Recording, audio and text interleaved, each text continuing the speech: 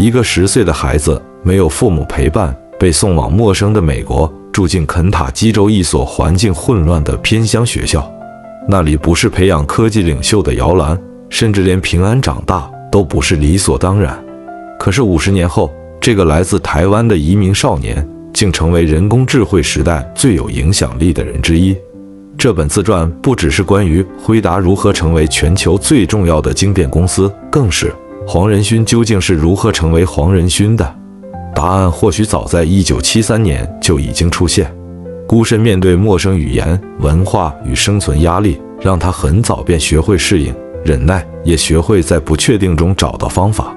他後來表現出的勤奮、好勝、危機感與不肯認輸，並不是成名後才養成的管理技巧，而是少年時代為了生存，逐漸刻進性格裡的本能。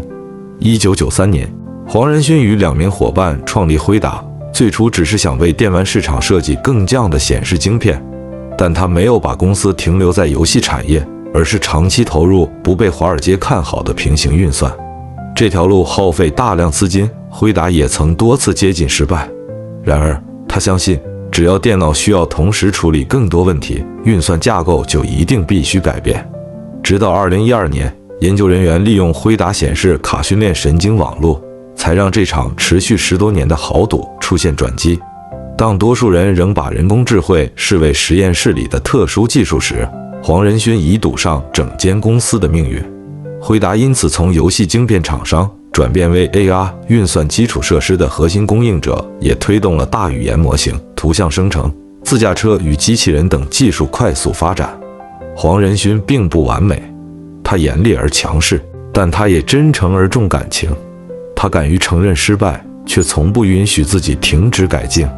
黃仁勳之所以是黃仁勳，正是因為他無懼於為問題找出答案的挑戰。黃仁勳傳告訴我們，真正改變世界的人未必是能預見未來的先知，他們只是比別人更能承受孤獨，更願意長期投入，也更不害怕在失敗之後重新開始。一個人最後能走多遠，往往不是取決他得到多少機會，而是取決他選擇成為怎樣的人。